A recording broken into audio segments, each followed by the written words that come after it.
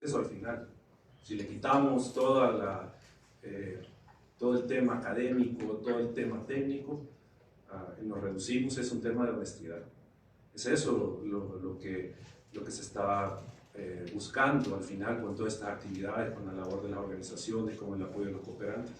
Es la honestidad en la sociedad salvadoreña, de tener gobiernos honestos, gente que sea transparente con la población. Y en esa medida, el punto es que hay que cuestionarnos también nosotros, que muchas veces pedimos transparencia, pedimos honestidad en nuestro trabajo, en nuestra familia, pero no se la pedimos a los gobernantes. Y ese es, digamos, uno de los temas que también es parte del reto que decía hace un momento de cómo construir esa cultura, porque es paradójico de que en nuestra casa nosotros le podemos pedir a nuestros hijos sean honestos, no oculten las cosas, pero al gobierno, en lugar de pedirle honestidad, lo que le damos son aplausos.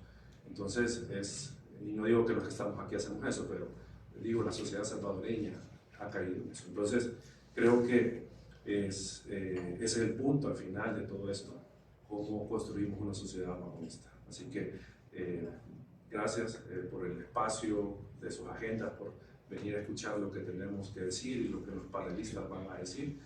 Y pues aquí termino mis palabras, así que seguimos.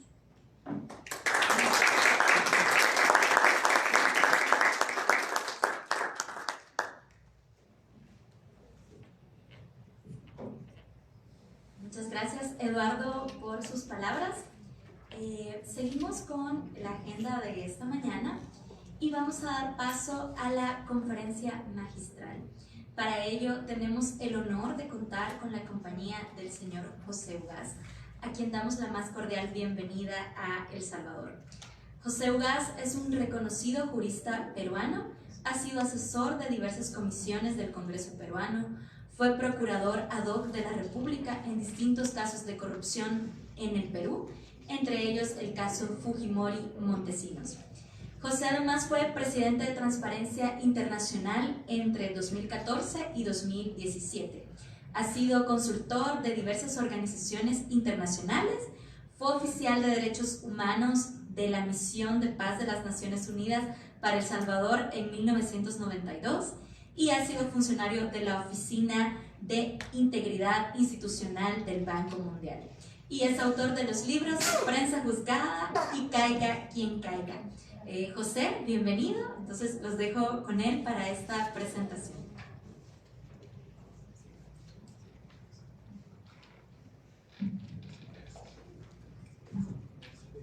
Muy buenos días. Quisiera agradecer en primer término al Consorcio por la Transparencia, a Acción Ciudadana y a la Universidad Internacional de Florida por esta invitación. Para mí volver a El Salvador siempre es muy grato. Como han escuchado, viví una etapa de mi vida aquí muy intensa a raíz de los acuerdos de paz y me tocó conocer algo de la realidad de este país, al que he vuelto después varias veces con siempre sorpresas de los cambios que se han ido dando a lo largo del tiempo.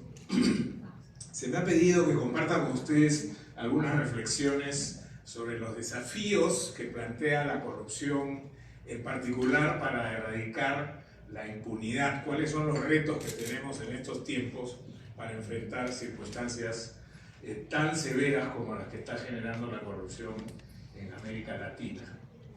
En ese sentido, y dado que tenemos solamente media hora para un tema tan vasto, voy a tratar de condensar en algunas ideas principales lo que quiero transmitirles ahora, para luego fomentar el debate entre los colegas que estarán participando en el panel. En primer lugar, ustedes saben que la corrupción no tiene una definición unívoca, no hay siquiera en el Tratado de Naciones Unidas contra la Corrupción un artículo que defina qué es la corrupción. Tampoco la vamos a encontrar en la Convención Interamericana ni en ninguna de las herramientas de la OECD, del Banco Mundial, etcétera, que se refieren a este problema. La definición más antigua y más corta de la corrupción es la que acuñó la organización a la que yo pertenezco, Transparencia Internacional, en el año 93, que decía que la corrupción es el abuso del poder encomendado para el beneficio personal. Y estaba fundamentalmente referida a la corrupción pública y al actuar de los funcionarios públicos. Pero hoy día, pues, con el avance de los tiempos, esta definición se queda absolutamente corta, al punto que hoy día se habla de corrupción privada y ya no necesariamente reflejamos la corrupción como un acto individual.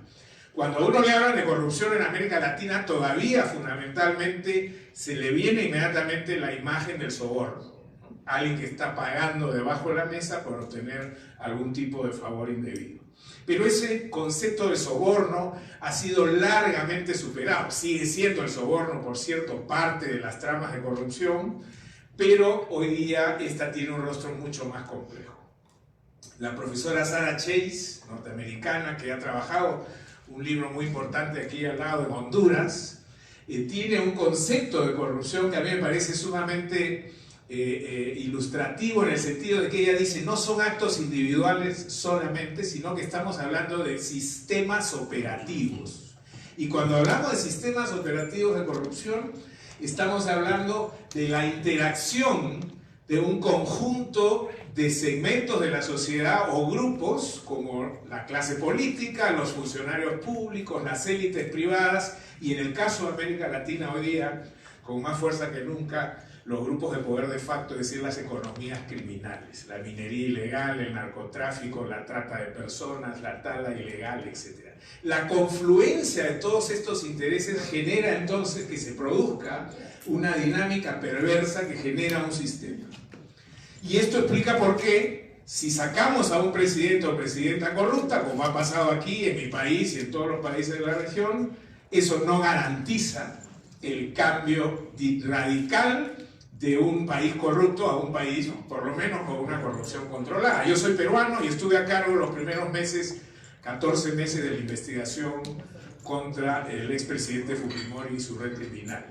Y claramente ahí teníamos un sistema operativo que funcionaba muy bien. Creímos ilusamente, quienes participamos de ese proceso, que derrotando a la red de Fujimori y Montesinos, habíamos iniciado el camino de solución de la corrupción. Como estabas explicando hace un momento, a veces uno ilusamente cree que ha llegado a un punto y dice, de aquí para adelante ya nada puede ser volver atrás y empeorar. Bueno, y la realidad nos enrostró rápidamente que Fujimori, preso, condenado a 25 años, con el conjunto de toda la estructura que llevó al Perú a niveles nunca vistos de corrupción, pese a que estuvieron todos condenados en cárcel, se recuperó dinero, etc. Al siguiente gobierno cae el primer gabinete por corrupción y después ha habido una sucesión, al punto que nuestros últimos 6 presidentes elegidos democráticamente están o presos o sujetos a investigaciones penales, y uno se quitó la vida para evitar una detención por corrupción. Entonces, esta idea de que es el presidente o el partido corrupto o el grupo corrupto en el poder el que determina la situación de un país es una idea equivocada. Creo que este concepto de sistema operativo nos lleva entonces a la necesidad de pensar en reformas estructurales profundas. ¿Cómo está organizado nuestro país? Acaban de ganar el Premio Nobel de Economía 2 profesores, Robinson y Acemoglu, que tienen un libro fantástico que se llama ¿Por qué fracasan los países? Y ellos establecen ahí una mirada mucho más profunda de la problemática vinculada a la corrupción. Nuestros estados, nuestros países se han organizado en base a modelos extractivistas cuando debimos apostar por modelos inclusivos, que no fueran en favor de determinadas élites y que buscaran tener el bien común como centro de su desarrollo. Lamentablemente eso no ha pasado y por lo tanto estos sistemas operativos de estas redes que la profesora Chase denomina sofisticadas incluso son las que están imperando en nuestro medio. Y ahora la corrupción no es la misma que veíamos hace 25 o 30 años. Hoy día ya se habla en la comunidad anticorrupción de gran corrupción. Transparencia Internacional incluso sí ha ensayado una nueva definición del año 2016, aunque es una definición que está siempre en proceso, porque cada año aparecen nuevas características. Pero cuando hablamos de gran corrupción, en esencia estamos hablando de un delito de poder. La gran corrupción se comete desde los grupos de poder político, poder económico o poder de facto, las organizaciones criminales. Y entonces estos grupos generan un impacto a través de determinadas tramas de corrupción que tienen una consecuencia fundamental, y es el denominado daño social o afectación grave de determinados derechos fundamentales. Por eso la víctima de la gran corrupción hoy día es y debe ser el elemento central de cualquier estrategia de lucha contra este fenómeno. Hoy las tendencias hacia donde las veo avanzar en esta materia están centradas en dos elementos. ¿Quiénes son los facilitadores de la corrupción? Aquellos que sin ser directamente autores generan todas las posibilidades para que la gran corrupción pueda avanzar, florecer, crecer y mantenerse impune. Abogados, contadores, financieros, tecnólogos, ahora especialistas en inteligencia artificial, etcétera, etcétera. Toda esta infraestructura que acompaña a estas tramas de corrupción, y por otro lado, el esfuerzo grande que hay que hacer para poner a la víctima en el centro de todo este debate. Porque hemos perdido muchas veces en la discusión teórica sobre la corrupción, que detrás de cada práctica corrupta, así como se nos decía en un momento con absoluta certeza que aquí el tema es hablar de honestidad, cuando hablamos de gran corrupción y sus consecuencias, estamos hablando de víctimas con nombre y apellido. Seres humanos que van a ver afectada su vida, incluso con la propia muerte. En Transparencia Internacional, hace ya algunos años, venimos pintando el mundo de color según los resultados que va entregando el índice de percepción de corrupción. El índice de percepción de corrupción es nuestra herramienta más conocida, lo usan incluso bancos para decidir si invierten o no en un determinado país, y se evalúan a muchísimos países. En el último índice se han evaluado 180 países, es el que corresponde al año pasado, 2023, a fin de este año saldrá el correspondiente al 2024, y decidimos ir pintando de un color rojo intenso aquellos países con severos problemas de corrupción e ir bajando en un degradé de colores hasta un amarillo light, clarito, aquellos países con poca corrupción. Y el resultado es ese. Tenemos 2/3 partes de la humanidad viviendo en territorios y en circunstancias en las que la gran corrupción es una constante. Y miren el color de América, sobre todo de América Central y América del Sur, hasta México. Prácticamente hay 3 manchitas, una color naranja y 2 amarillas. Chile y Uruguay antes eran, digamos, nuestros orgullos regionales. Hoy día Chile está pasando por severos problemas de corrupción, poniéndose más o menos cerca o en camino al resto de países.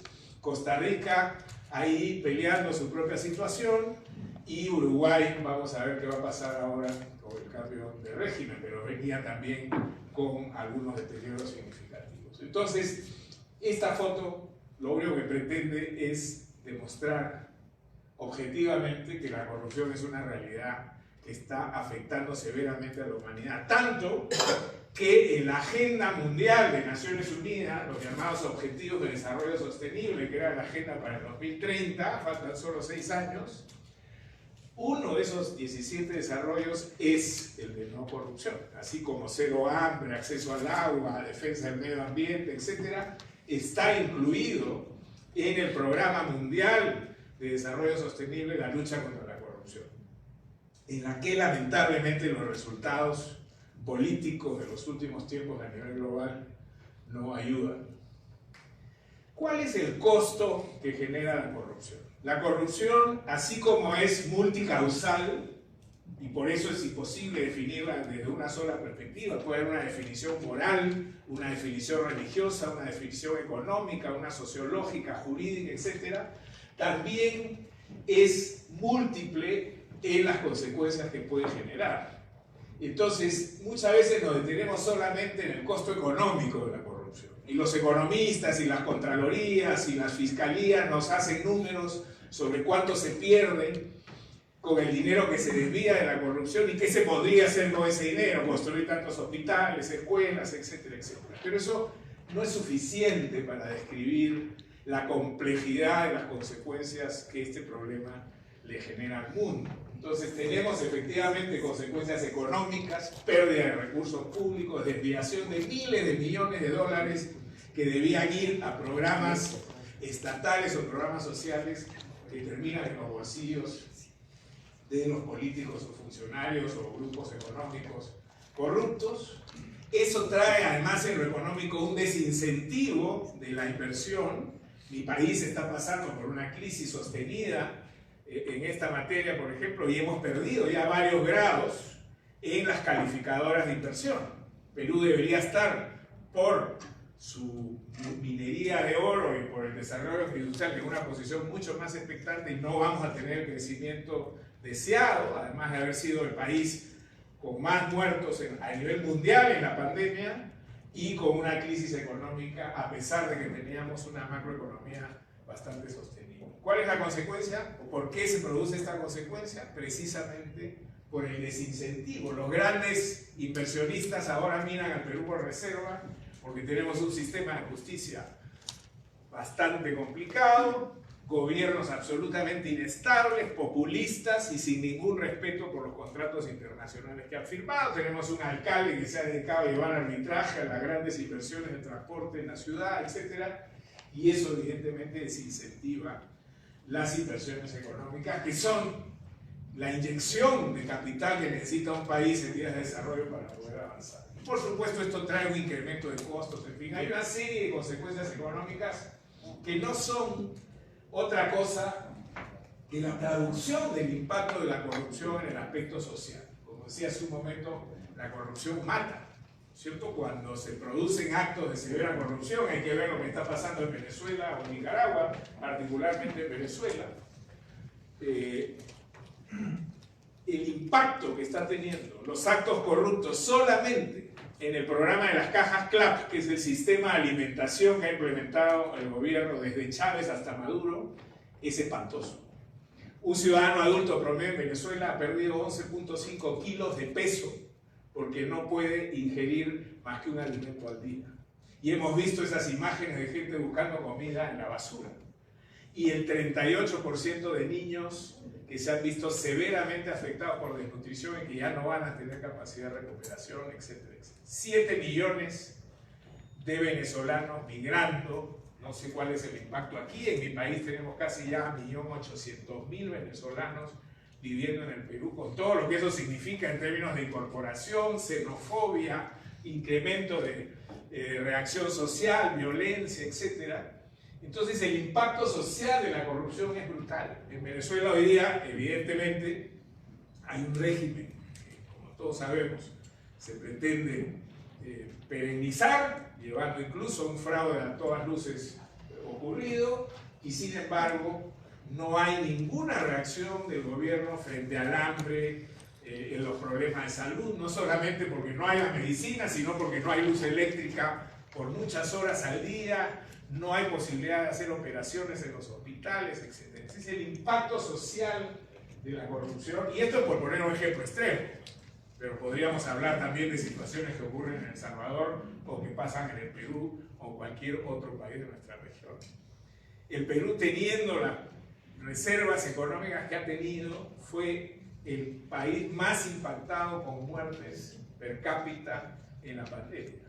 Y después la Contraloría hace una evaluación de eso y se determina que se han robado en el Perú 27.000 millones de soles, casi 6.000 millones de dólares ese año, y que evidentemente los efectos de la pandemia hubieran podido ser atenuados si es que hubiera habido un control más razonable de los recursos. Y hablando de pandemia, creo que este es el único país, de repente no, donde se dio una ley que prohíbe investigar qué pasó después de la pandemia, dónde fueron los recursos, las inversiones que se hicieron en El Salvador para poder enfrentar este problema. Y ahora vamos a ver que este control de la información, esta oscuridad, esta apuesta por las economías opacas es una de las grandes consecuencias de la corrupción. Pero hay efectos materiales como los que acabo de describir y hay otros que son inmateriales y que son tan graves como los efectos materiales. La pérdida de la confianza. Cuando una población, un país, la ciudadanía pierde la confianza en sus autoridades, se hace un país ingobernable o abandonado al destino de los corruptos y los autoritarios que controlan un país. Pero esa desconfianza se traduce también entre ciudadanos. Entonces ya no solamente es que no creo en las autoridades, sino que desconfío de la persona que tengo al lado, y es imposible construir un destino común cuando esa desconfianza se instala en un país. Y como vivimos en realidades como las que estamos viviendo, marcadas por la polarización, entonces lo que tenemos es una confrontación permanente, sin capacidad de tener una visión global de cuál es el proyecto de nación que queremos construir.